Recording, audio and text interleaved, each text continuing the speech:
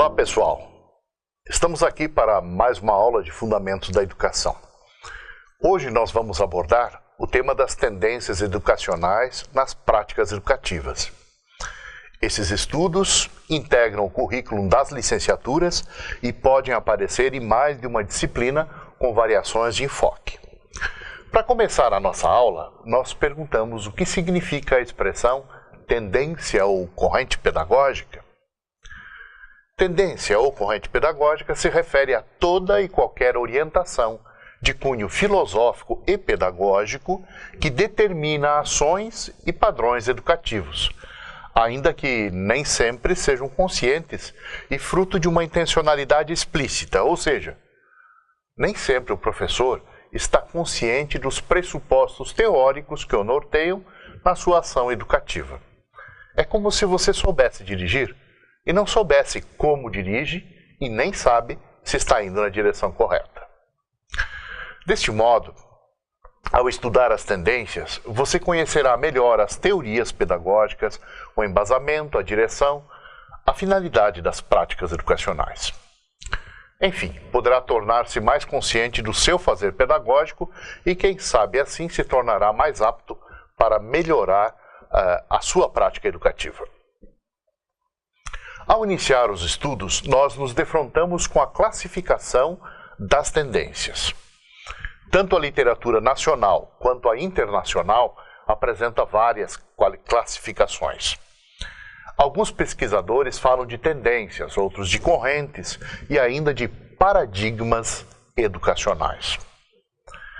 Temos autores renomados que se dedicaram a esses estudos. No Brasil, temos Demerval Saviani, Moacir Gadotti, Maria das Graças Mizukami e José Carlos Libânio. Para a nossa aula de hoje, nós utilizamos resumidamente algumas características das tendências pedagógicas realizadas pelo professor Libânio. Este autor utiliza dois importantes conceitos da filosofia para distinguir as diferentes pedagogias. Ele distingue as pedagogias liberais e as progressistas. Vamos aprofundar o significado desses termos. O que é uma pedagogia liberal? Anote aí. O termo liberal pode trazer confusões. É comum usá-lo com o significado de algo avançado, sem amarras. Não é assim. No contexto desse estudo, liberal significa aquele conjunto de ideias que designa um modo de organizar e de orientar a sociedade e a escola, fundados em alguns valores específicos, tais como a defesa a todo custo da livre iniciativa, do livre mercado, da propriedade privada. Portanto, as tendências liberais se caracterizam pela justificação do sistema capitalista, pela ênfase da liberdade dos direitos e interesses individuais da sociedade, e é também uma forma de organização social baseada na propriedade privada dos meios de produção. Uma pedagogia educativa liberal é considerada pelo Libânio como uma teoria não crítica, pois ela serve para a manutenção da ordem social capitalista. A pedagogia liberal abrange várias tendências pedagógicas. Temos a liberal tradicional, que é a tendência tradicional, a liberal renovada, que é a escola nova, e ainda a liberal tecnicista.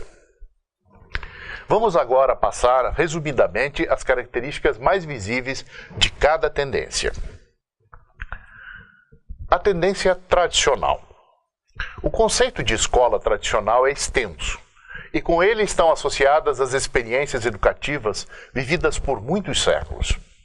Daí a necessidade de ter um certo cuidado, pois ela é frequentemente vista de modo negativo e de forma caricaturada. A escola tradicional possui várias faces e heranças que passam pela Idade Moderna. Ela se materializa sobretudo nos internatos e ordens religiosas. Recordemos aqui a ação dos jesuítas, cuja importância advém inclusive da expansão da cultura europeia. No Brasil, eles exerceram uma forte influência educacional. Já na segunda metade do século XVIII, com o desenvolvimento da Revolução Industrial, o operário das fábricas, mais do que o camponês, precisava de conhecimentos básicos de matemática, de leitura e de escrita. Nos níveis mais elevados, surge a necessidade de transmitir os conhecimentos das diferentes ciências, como a biologia, a física, a química, a matemática, dentre outras, estimulando assim o desenvolvimento das descobertas denominadas de científicas rumo ao progresso. Portanto, a tendência tradicional se caracteriza por acentuar o ensino humanístico de cultura geral. De acordo com essa escola, o aluno é educado para atingir a sua plena realização através de seu próprio esforço. Sendo assim, as diferenças de classe social não são consideradas e toda a prática escolar não tem nenhuma relação com o cotidiano do aluno. Quanto aos pressupostos de aprendizagem, a ideia de que o ensino consiste em repassar os conhecimentos para o espírito da criança é acompanhado de outra, a de que sua capacidade de assimilação é idêntica ao adulto, sem levar em conta as características próprias de cada idade. A criança é vista assim como um adulto em miniatura, apenas menos desenvolvida. Os conteúdos de ensino são os conhecimentos e valores transmitidos pelas gerações adultas às mais novas. E o objetivo é a transmissão do acervo cultural acumulado e que exige do aluno memorização, aplicação, disciplina forte. O aluno alcança o sucesso escolar por meio do próprio esforço e por talento individual. A figura do processo educativo, ou a figura central do processo educativo, é o professor, que deverá transmitir conhecimentos. A disciplina é rígida, o professor deve ser severo, rigoroso, disciplinador. A metodologia é predominantemente expositiva, centrada no professor, com destaque para exercícios de fixação, repetição, cópias. Os horários e currículos são rígidos e a avaliação valoriza os aspectos cognitivos, acentuando a capacidade de memória. Historicamente no Brasil, a pedagogia tradicional foi dominante até o início do século XX, quando outras vertentes do pensamento educacional ganham força, destaque para a escola nova ou tendência liberal renovada. A escola nova ou liberal renovada traz como marca principal a preocupação com as novas realidades sociais, científicas e tecnológicas emergentes do século XX. A escola tradicional se desenvolveu num mundo de poucas mudanças, e a educação se fazia a partir de modelos ideais, com preocupações de transmitir o conhecimento acumulado. A escola nova, por sua vez, está imersa num período em que as ciências se desenvolvem fortemente e o homem deve ser preparado para uma sociedade em movimento. Para isso, ele necessitará aprender, o aluno, indo muito além da mera fixação de conteúdos transmitidos. Ou seja, o aluno deve aprender a aprender. Daí surge o interesse acentuado por novos métodos, novas técnicas de ensino e aprendizagem. A ênfase será nos processos de conhecimento muito mais do que no seu produto. O aluno passa a ser o centro do processo educativo e a aprendizagem torna-se uma atividade de descoberta. Os conteúdos giram em torno dos interesses infantis. Daí o objeto de aprendizado deve ser compreendido e não decorado.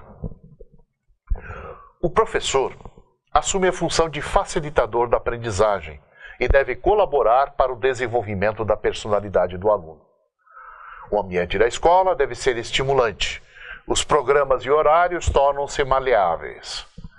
A avaliação é compreendida como uma das etapas da aprendizagem e deve ser um processo válido para o próprio aluno. Valorizam-se os trabalhos em grupo, as dinâmicas e outras técnicas que estimulem a prática do aprender fazendo. Em nosso país, a tendência à escola novista marcou a educação desde os meados dos anos de 1920 a 1930. No entanto, ainda hoje, o ideário dessa tendência continua presente nas escolas brasileiras e nem sempre bem interpretado.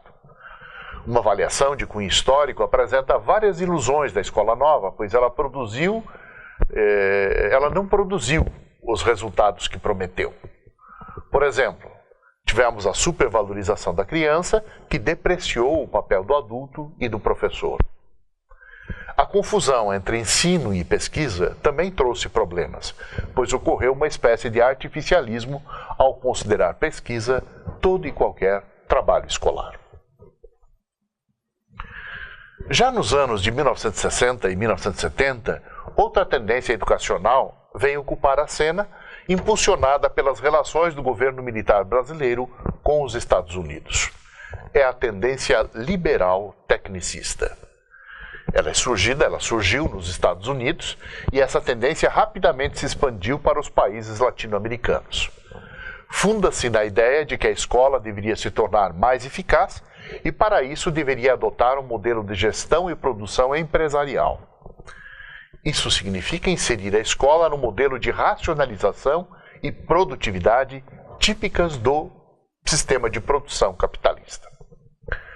No Brasil, a tendência tecnicista impôs-se principalmente após o golpe de 1964, quando foram feitos os acordos entre o Ministério da Educação, o MEC, e o ZAID, ou seja, o Ministério da Educação e Cultura, e a Agência Internacional para o Desenvolvimento.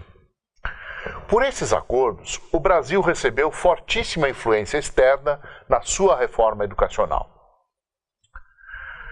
Filosoficamente, a tendência tecnicista bebe dos conceitos da filosofia positivista do século XIX.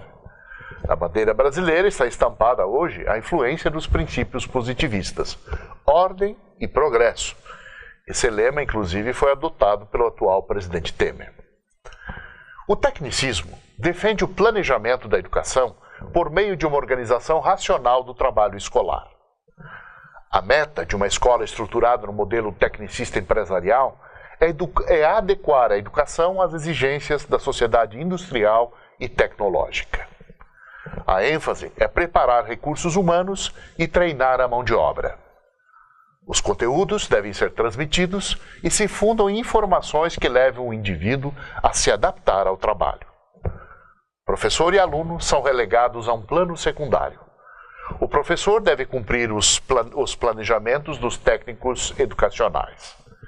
É um técnico orientado por outros técnicos. Assim, há muitas críticas endereçadas ao tecnicismo, pois ela é reducionista e propõe uma visão tecnocrática e cientificista do mundo. Além disso, basta estudar as reformas educacionais promovidas na época e observa-se que disciplinas como História e Geografia tiveram carga reduzida, ao passo que Filosofia, Sociologia e Artes foram praticamente banidas da educação. O resultado foi a queda do nível de ensino, principalmente na escola pública, que devia cumprir a legislação que prescrevia a profissionalização do segundo grau sem ter condições para isso. Os frutos foram questionáveis e o que se conseguiu foi a formação de mão de obra barata que engrossava o exército de reserva, ou seja, trabalhadores disponíveis para empregos de baixa remuneração.